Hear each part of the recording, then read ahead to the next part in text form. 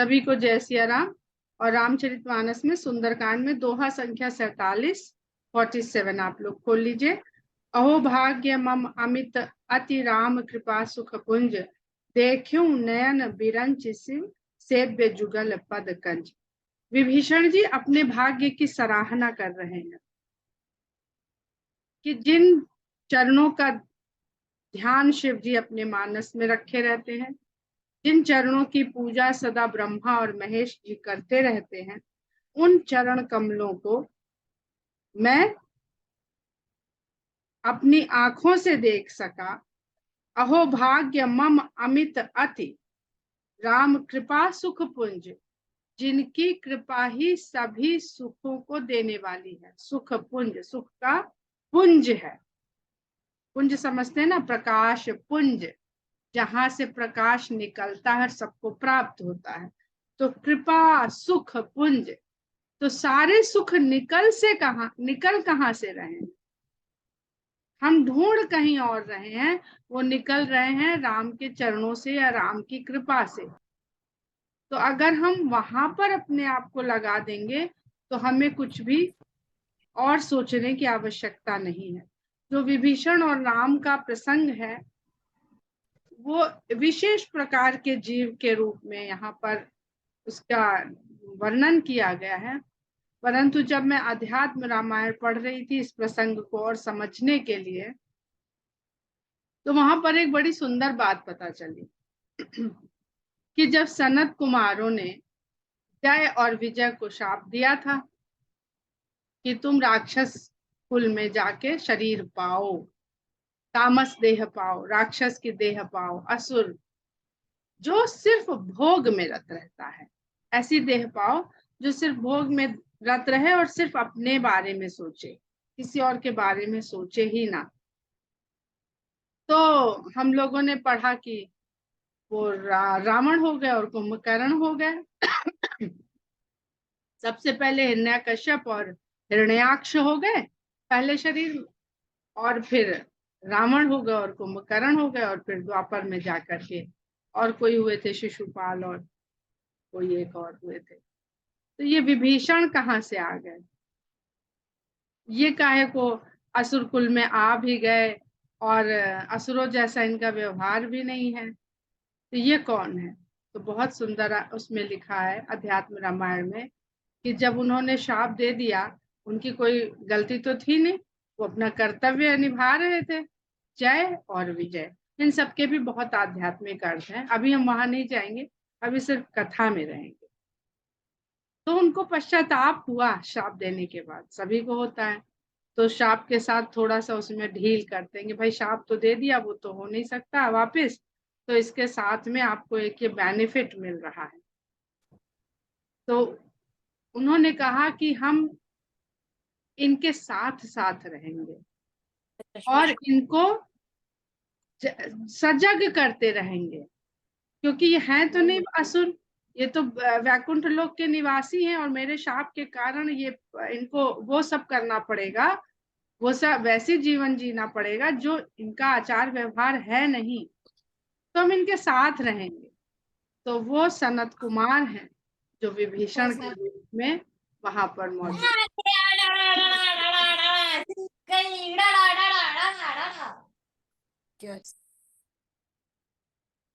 और हिरण्याकश्यप और हिरण्याक्ष के समय में वही सनत कुमार हैं जो प्रहलाद के रूप में मौजूद।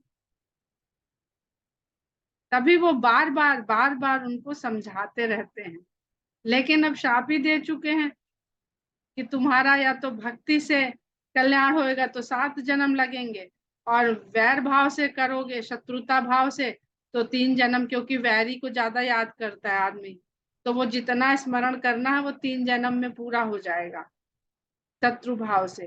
तो इसलिए शत्रु भाव लेते हैं वो लोग कि हम बहुत दिन दूर नहीं रह सकते हैं भगवान से, हम कट्टर दुश्मनी साध के इनको याद करें, क्योंकि एक पल दुश्मन को आदमी एक पल को भी नहीं भूलता है। तो विभीषण सनत कुमार जी हैं यहाँ पर। तो आगे कहते हैं कि सुनहु सखा निज कहूँ सुभाऊ, जान भुसुंड शंभु गिर जाओ।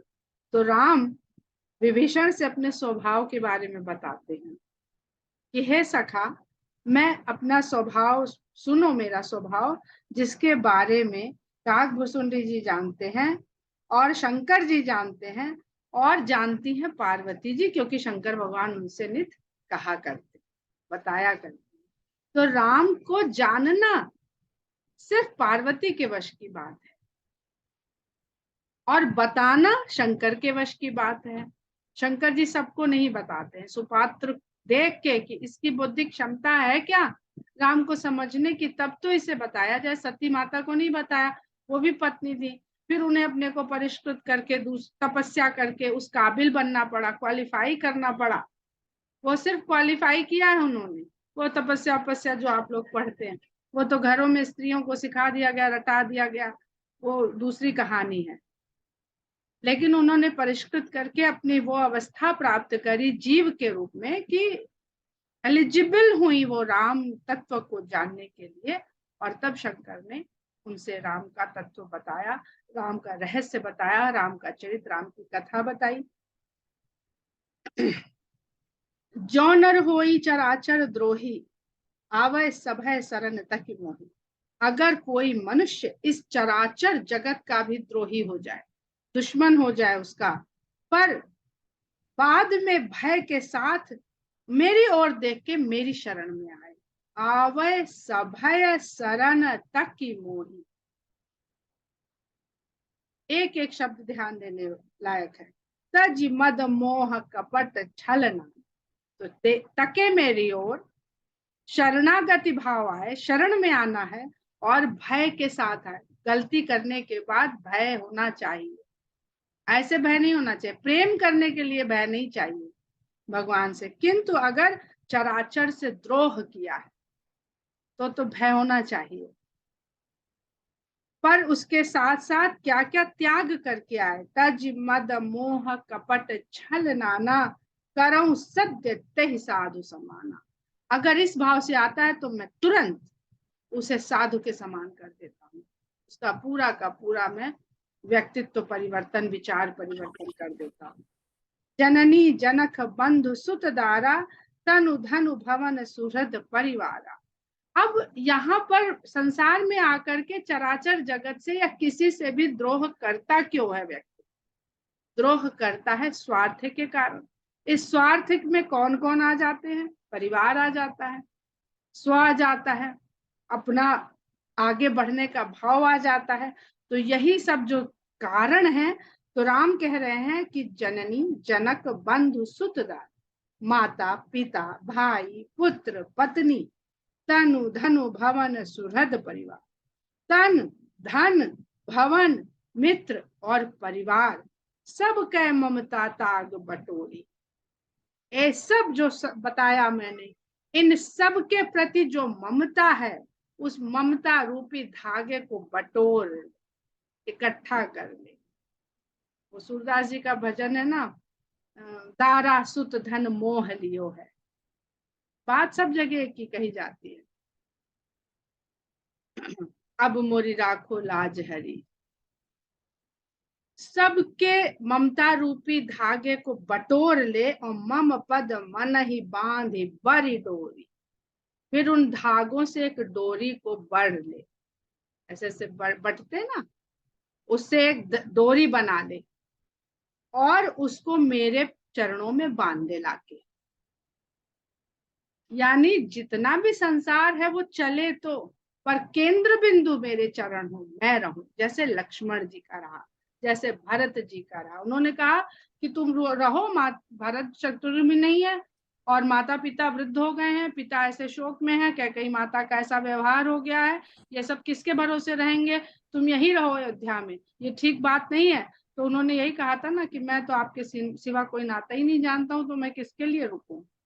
मेरे लिए तो एक ही नाता, आपसे ही नाता है, मैं और किसी को संसार में जानता ही नहीं हूँ। तो वही बात, जो जो सिद्धांत कहा जा रहा है वो करके चरित्र के द्वारा दिखाया भी जा रहा, ताकि हमें समझने में आसानी रहे। समदर्शी इच्छा कछु नाही। अब शरणागत होके इसलिए नहीं आए कि ये सब लिखा है तो अब मैं पहुंच जाऊंगा, तो अब तो मैं लंका का राजा बन ही जाऊंगा। क्योंकि जब भगवान ने लिख दिया है सुखपुंज वही है, तब तो मुझे सुख ही सुख मिलने वाला है अगर मैंने ये काम कर दिया तो। समदर्शी इच्छा का चुना, समदर्शी हो और उसकी अपनी कोई इच्छा ना हो। हर्ष शोक भय नहीं मन मान, उसके मन में न शोक हो, न हर्ष हो और न भय हो। तो जब भगवान की तरफ आवै सभय शरण तक मोरी, आए तो भय के साथ, पर ये सब कुछ जब बटोर के धागा बना के मैं अपने मन को मेरे चरणों में बांध दे, तो ना फिर उसके मन में भय रहे, न हर्ष रहे, न शोक रहे, न कोई इच्छा रहे। जाहि विधि राखे राम ताहि विधि रही है। जब इस भावना को पहुंच जाए, अस सज्जन मम उर बस कैसे, जो राम सब जगह रमते हैं, जिनसे आकाश भी है और शून्य भी है, ग्रह भी है, सूर्य भी है, सब कुछ उन्हीं से है, ऐसा सज्जन व्यक्ति मेरे हृदय में बसता है। लोभी हृदय बसई धनु जैसे, किस प्रकार बसता है? जैसे लालची व्यक्ति के हृदय में हर समय धन बसता। तो ये संसार के भक्त की बात कही जा रही है, और संसार का भक्त, संसार का जीव सबसे अधिक धन के ऊपर उसका लोभ होता है। तो उसको उसी उदाहरण के साथ समझाया जाएगा तो उसे वो बात समझ में आएगी। राम विभीषण लंका से चला रहा है जहां सोने की लंका है, अर्थात प्रचुर मात्रा में धन है, पर उसके हृदय में स्वर्ण बसा है, रावण के हृदय। अस सज्जन, और ऐसा व्यक्ति तो मेरे हृदय में बस जाता। अपने अपने को उसके हृदय में बसा ही नहीं रहे, वो तो बसे ही हुए हैं सब जगह, हमको दिखते नहीं है, क्योंकि ये सगुण उपासना है। राम की उपासना सगुण उपासना है, और राम से संवाद हो रहा है, इसलिए यहाँ पर जितनी बात हो रही है वो सगुण उपासना की हो रही है। तुलसीदास जी ने अंत में कहा है कि कामी ही नारी प्यारी जिन, लोभी प्रिय जिन दाम, तिम रघुनाथ निरंतर, प्रिय लागहु मोहि राम। तो हम सब काम और लोभ के साथ ही संसार में आए, हमें अपनी कामना और लोभ में राम को बैठा लेना है। यहाँ पर राम ने वही सूत्र दिया है, तुम सारिखे संत प्रिय मोरे, धरहु देह नहीं आन निहोरे।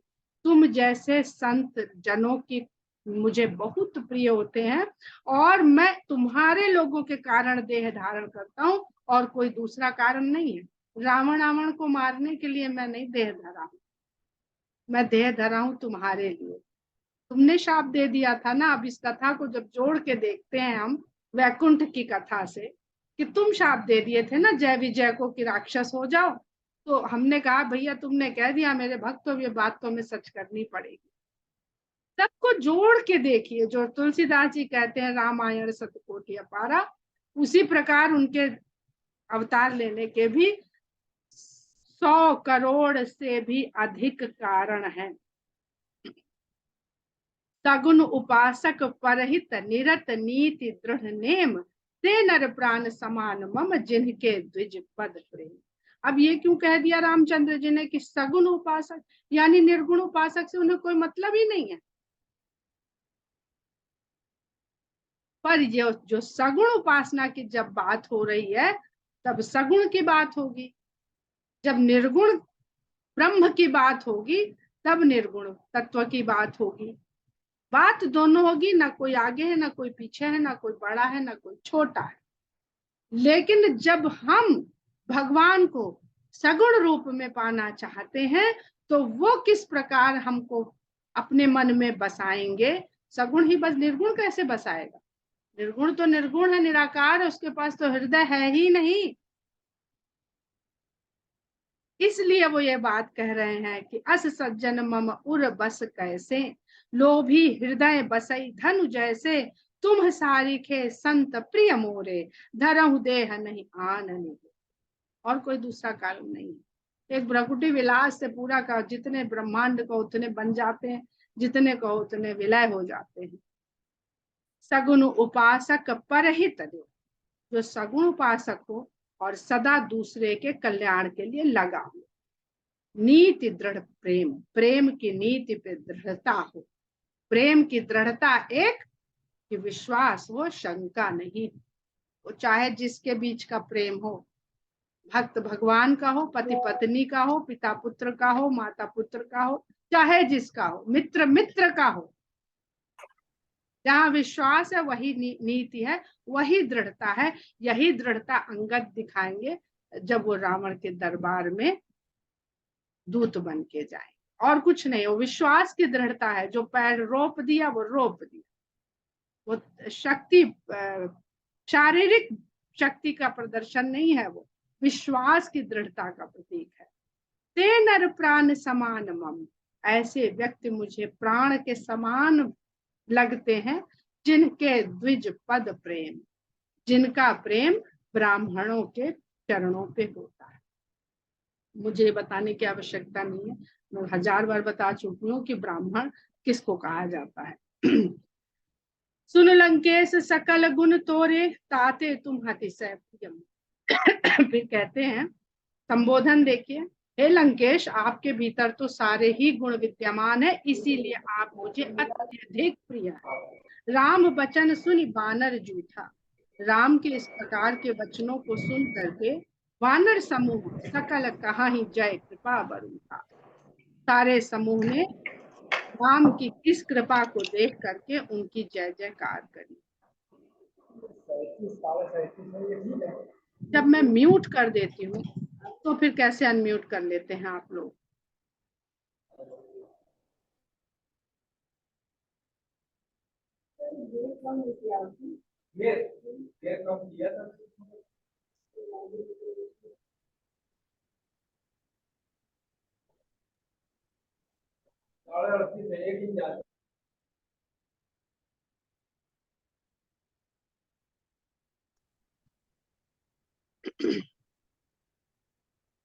जिसको मैं रिमूव करती हूँ मुझे ज्यादा पता नहीं है, उसके लिए मुझे रिपोर्ट करना पड़ता है और वो सबमिट करनी पड़ती है रिपोर्ट ज़ूम पे। तो अगर 2 से 3 बार मुझे डिस्टरबेंस होता है तो मुझे करना पड़ता है। वो मुझे बिल्कुल तरीका नहीं पता है कि उसका क्या होता है, वो दोबारा जुड़ पाता है कि नहीं, मैं बिल्कुल उससे अनजान। तो इसको कोई बुरा नहीं मानेगा अगर उसमें कुछ कुछ दिखाए कभी किसी को।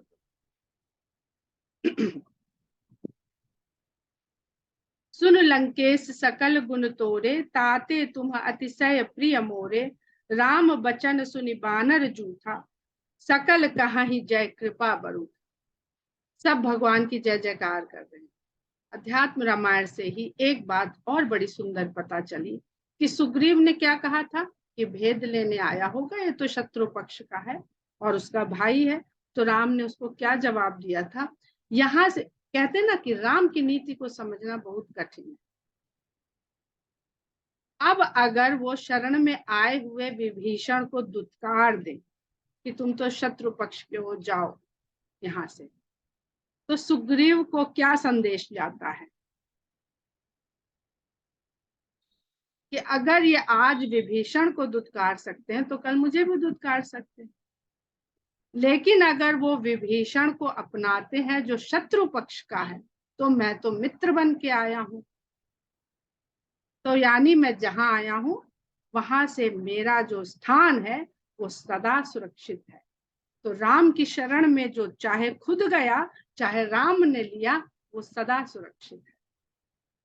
बहुत सुंदर इसमें एक और पॉइंट दे देते हैं, उसका आप लोग अपने में मन में हृदय में चिंतन करते रहिएगा कथा में, कि यहाँ पर सुग्रीव को कुछ पश्चाताप होते हैं क्योंकि उन्होंने राम का परीक्षण लिया है, तब मित्र बनाया है।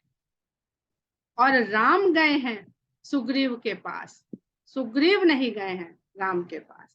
सुग्रीव ने कहा हनुमान से, तो हनुमान लेके आए हैं उनको, पर विभीषण सब कुछ त्याग करके उनके पास आया है। तो शरणागति का भेद भी देखिए, और उस शरणागति के रूप में जो फल मिलता है वो भी देखिएगा, और अपने अपने विचार से आप लोग उसको समझिएगा। सुनत विभीषण प्रभु के बानी, नहीं अघात श्रवणा मृत जानी। भगवान की इस प्रकार की वाणी को विभीषण सुन रहे हैं और सुन सुन के उनके कानों को ये अमृत के समान लग रही है और वो अघा नहीं रहे हैं, संतुष्ट नहीं हो रहे हैं। पदम्बुज कही बारही बारा, हृदय समात न प्रेम अपारा। भगवान के चरण कमलों को बार बार पकड़ लेते हैं और जो प्रेम उनके मन में पैदा होता है वो उनके हृदय में समा नहीं पा रहा है। सुनहु देव सचराचर स्वामी, प्रणत पाल उर अंतर्जामी। कहते हे चराचर जगत के स्वामी, हे देव, आप अंतर्यामी हैं और अपनी शरण में आए हुए के पालक हैं, उसकी रक्षा करने वाले हैं। उर कछु प्रथम वासना रही, प्रभु पद प्रीत सरित सोबई। पहले तो मेरे हृदय में कुछ बहुत राक्षस कुल में शरीर पाने के कारण कुछ बहुत वासना रह गई थी, लेकिन आपके चरण की प्रीत रूपी नदी में वो सब बह गई। अब ये कौन सी नदी है जो भगवान के चरणों से निकली है? तो जो जिस गंगा की हम लोग बात करते हैं, दरअसल में वो प्रेम रूपी गंगा है, जो भगवान के चरणों में प्रेम करने के कारण फूटती भी है, स्रोत से निकलती भी है और संसार में बहती भी है, और जिसे शंकर भगवान अपने शीश पर धारण भी करते हैं। ये बाल कांड में इसका बहुत विस्तृत वर्णन है और हम लोग इस पर बहुत चर्चा कर चुके हैं। तो कैसे वासना जाएगी? भगवान के चरण कमलों में प्रेम रूपी गंगा उस वासना को धो देगी, बहा के ले जाएगी। अब कृपाल निज भगति पावनी, क्या पावनता है जिसको हम पतित पावनी गंगा कहते हैं? अब कृपाल निज भगति पावनी, देहु सदा शिव मन भाव। गंगा शिव के मन को भाती है, शीश पे चढ़ाए रहते। पार्वती को वामांग में स्थान देते हैं, प्रेम का स्थान, पर गंगा को शीश पे। प्रेम आपके हृदय के समीप है, पर राम की भक्ति जो है वो शीश पे, उसका ऊंचा स्थान है। पत्नी से ऊंचा, प्रेम से ऊंचा भक्ति का स्थान है। तो कहते हैं हे कृपाल, अपनी वो पावन भक्ति मुझे प्रदान करिए। देहु सदा शिव मन भावनी, जो सदा शिव के मन को भाती है। एवं मस्तु कही प्रभु रणधीरा, मांगा तुरंत सिंधु कर नीरा। और वासना कौन सी रह गई है? मैंने शाप कैसे दे दिया? शाप दे दिया इसका मतलब भीतर कहीं क्रोध था, कहीं अहंकार था कि मुझे कैसे रोक दिया वैकुंठ में जाने से। तो यही सब वासना के रूप हैं। तो कह रहे हैं पहले तो भक्त को पहले आ जाता है अहंकार कि मैं भक्त हूँ, मुझे पहली एंट्री मिलनी चाहिए। हम लोग जाते हैं ना मंदिर में, पहले ढूंढते हैं कि हम मुख्यमंत्री का चिट्ठी लेकर के आए हैं, हम फलानी जगह से गवर्नर साहब के यहाँ से पास बनवा के आए, मैं पहले जाने दो। तो ये सब अहंकार है। ऐसा ही अहंकार सनत कुमार को हो गया, तो भगवान ने उनके रक्षा भी करी, बात भी सत्य करी और खुद कष्ट भोग रहे हैं।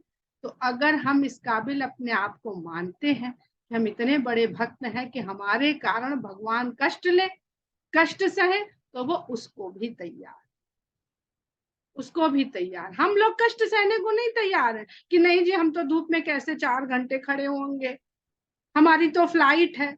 वो 14 बरस वन में भटक रहे हैं, न जाड़ा देख रहे हैं, न गर्मी देख रहे हैं, न बरसात देख रहे हैं, न कुटिया देख रहे हैं, न भवन देख रहे हैं, न वस्त्र देख रहे हैं। आप लोग कभी कल्पना करिए कि 14 वर्ष में कौन कौन से मौसम आए और गए होंगे। ये जो हम लोग सिनेमा में देख लेते हैं ना खाली, वो थोड़ी है वनवास। आंसू निकल आते हैं जिस समय आप वनवास की कल्पना करने लगते हैं कि कल खाना मिलेगा कि नहीं मिलेगा। इतना कष्ट केवल भक्त के लिए। एवं मस्तु कही प्रभु रणधीरा, मांगा तुरंत सिंधु कर नीरा। भगवान ने एवं मस्तु कहा और तुरंत समुद्र का जल मंगवाया। यद्यपि सखा तब इच्छा नाही, क्योंकि कह चुके हैं समदर्शी इच्छा कछु नाही। तो कहते हैं हे सखा, यद्यपि तुम्हारी इच्छा नहीं है, मोर दरस अभोग जग माही, पर मेरा दर्शन तो इस संसार में अमोघ है। शरणागति, शरणागति की भक्ति, तो फल की प्राप्ति होगी ही, बिना मांगे होगी। लेकिन कोई इच्छा वास्तव हम किससे छुपाते हैं कि नहीं नहीं हमारी कोई इच्छा नहीं है, वो तो यहीं बैठा है। अगर जरा सा भी यहाँ पर हो रहा है तो कह रहा अच्छा, ऊपर से तो बड़ा कर रहे हो, भीतर भीतर तो चाह रहे हो। बड़ा अच्छा लग रहा है तुम्हें? हस कही राम तिलक ते सारा सुमन वृष्ट नभ भैया। ऐसा कहकर राम ने विभीषण का तिलक वहां पर किया और इस अवसर पर नभ से पुष्पों की वर्षा हुई। तो क्या अगर हम राम को एक व्यक्ति मान के चलते हैं तो राम भगवान नहीं मानते इस समय, तो क्या राम जैसा व्यक्ति इतनी हल्की हरकत कर सकता है कि वो बता दिया कि मैंने तुम्हें लंका का राजा घोषित कर दिया, लंकेश भी कह दिया और राज्याभिषेक भी कर दिया? क्योंकि उनको तो लंका को जीतना ही है, रावण को हराना ही है, विभीषण को राजा बनाना ही है। एज अ व्यक्ति उनको इस बात का आत्मविश्वास है। रावण क्रोध अनल निज श्वास समीर प्रचंड जरत विभीषण राख्यो दीन्हु राजो खंड। बहुत अच्छा दोहा है अगर इसको समझे तो। रावण के क्रोध रूपी अग्नि में तुम्हारी ही श्वास प्रचंड बना रही है, तुम्हारी श्वास रूपी वायु उस अग्नि को प्रचंड रूप प्रदान कर रही है। अग्नि कब जलती है? जब वहां पर ऑक्सीजन हो, वायु हो। लेकिन हम बच सकते हैं अगर हम भगवान के शरणागत हो जाते। तो तुम तो वहीं बैठे हो, उसकी क्रोध रूपी अग्नि में खुद खुद सांसें अपनी दे दे के उसको प्रज्वलित होने में सहायता कर रहे हो। जरत विभीषण राख्यो, जो जल के खत्म हो जाने वाला था विभीषण, उस विभीषण को उन्होंने अखंड राज प्रदान किया। इस संसार में अगर कोई राज करेगा अनंत काल तक तो वो विवेक ही करेगा। ये विवेक का राज्याभिषेक हो रहा है। अहंकार से राज्य छीनकर विवेक को प्रदान किया जा रहा है। अहंकारी का राज्य होगा तो, वैभव होगा तो, पर सदा के लिए नहीं। तो संपत्ति शिव राम नहीं दीन दिए दसमाथ, सोई संपदा विभीषण नहीं सकुचि दीन ही रघुनाथ। जो संपत्ति रावण ने जो मांगा वो सब शंकर भगवान ने दिया, पर 10 माथे देने के बाद, 10 बार शीश चढ़ाने के बाद। इस पे बहुत सुंदर सुंदर कथाएं हैं इस एक दोहे पे कि हनुमान कौन है, क्यों है, रुद्र 11वें रुद्र क्यों कहे जाते हैं, क्योंकि 10 जन तो उसकी रक्षा का वचन दे चुके हैं और वो 11वें रुद्र बन के जब आते हैं, ऐसा भक्त है कि शंकर के उस रूप को पहचान नहीं पा रहा है, ऐसा भक्त है वो। और राम को किसी से कहना ही नहीं पड़ रहा है, सब उनको पहचान रहे हैं बिना बताए। वो तो बार बार कह रहे हैं मैं दशरथ नंदन हूँ, कौशलाधीश दशरथ का पुत्र हूँ, वो तो कहीं नहीं कह रहे हैं। तो जिस संपत्ति को शंकर ने रावण को 10 शीश चढ़ाने के बाद दिया था, वही संपदा विभीषण को रघुनाथ संकोच के साथ दे रहे हैं। भैया ले लो, तुम्हारी इच्छा नहीं है, मैं जानता हूं तुम्हारी इच्छा नहीं है, पर मेरा दर्शन तो अमोघ है, तो कुछ तो देना है, तो ये तुम ले लो, स्वीकार कर लो इसे। अस प्रभु छाणी भजहि जे आना, ते नर पशु बिनु पूछ बिसाना। ऐसे भगवान को त्याग करके जो कुछ मांगते ही नहीं हो तो हम लोग चढ़ा देते हैं फूल पत्ती और ये वो दुनिया भर का अपने लिए चढ़ा देते हैं। ऐसा मनुष्य पशु और सींग के और दुम के बिना, पूंछ और सींग के बिना पशुवत ही है। अगर हम पशु और नर में सबसे पहले कम तुलना करते हैं तो सबसे पहली तुलना होती है कि पूंछ होती है और सींग होती है। पूंछ भय को प्रदर्शित करती है, जब डरता है जीव तो पूंछ अंदर से कोड़ लेता है, और सींग आक्रमण को। यही पशु का स्वभाव है, या तो सामने वाले से डरेगा या सामने वाले पे आक्रमण करेगा। डरेगा तो भाग जाएगा और डरा लेगा तो आक्रमण कर देगा, बस इतना खेल है। पर मनुष्य का ऐसा नहीं।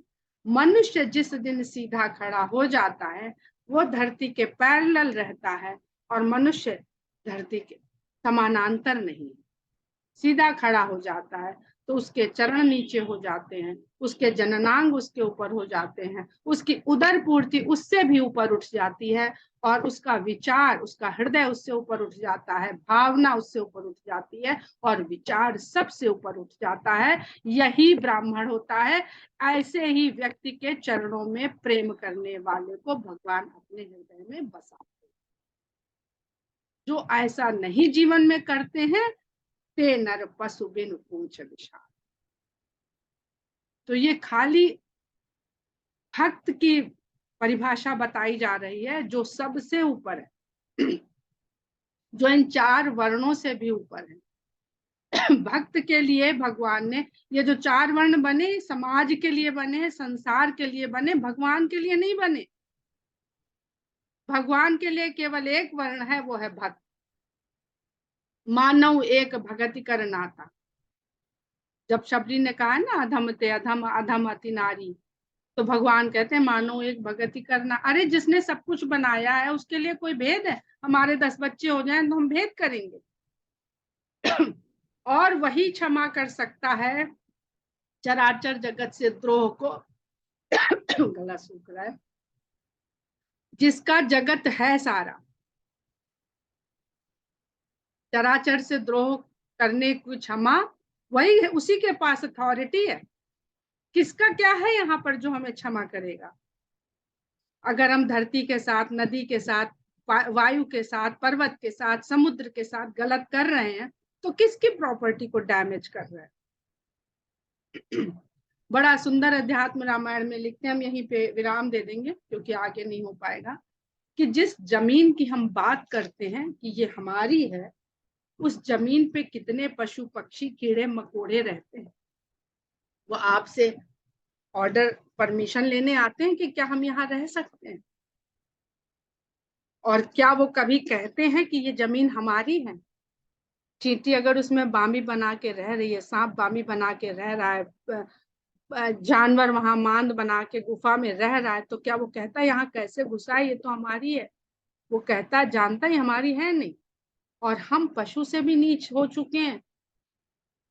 हम एक जमीन को कागज पे लिखवा लेते हैं और कहते हैं ये हमारी है। हम वहां तालाब है तो उसे पाट देते हैं और वहां से जीव जंतुओं का घर छीन लेते हैं। पेड़ होता है तो उसे कटवा देते हैं और पक्षियों का घर छीन लेते हैं। तो ये सब पाप हम लोग कर रहे हैं, हम सब कर रहे हैं, दूसरे का घर छीन रहे हैं। भगवान को कहते हैं कि उनको तो जड़ चेतन से बराबर प्रेम है, उनको धरती से भी उतना ही प्रेम है। मनुष्य, मनुष्य के लिए नहीं आते, वो बार बार कहते हैं सुर नर धेनु, इनके लिए मैं आता हूं। कौन से नर? जो द्विज, नरों में द्विज को कहते, तो द्विज की परिभाषा बता दी, देवताओं की बता दी, गाय की बता दी, धरती की बता दी। वो सिर्फ इनके लिए आते। हम करें लाख मन्नत मांगे, लाख पूजा करें, जो करेंगे सगुण उपासना, उसका फल वो तो हमें दे देंगे। क्योंकि ये बनिया व्यवसायिक प्रेम है, व्यवसायिक भक्ति है, वो भी चलती रहेगी। तो आप लोग पढ़िए, चिंतन करिए और सुंदर कांड का खूब आनंद लीजिए। जय सिया राम।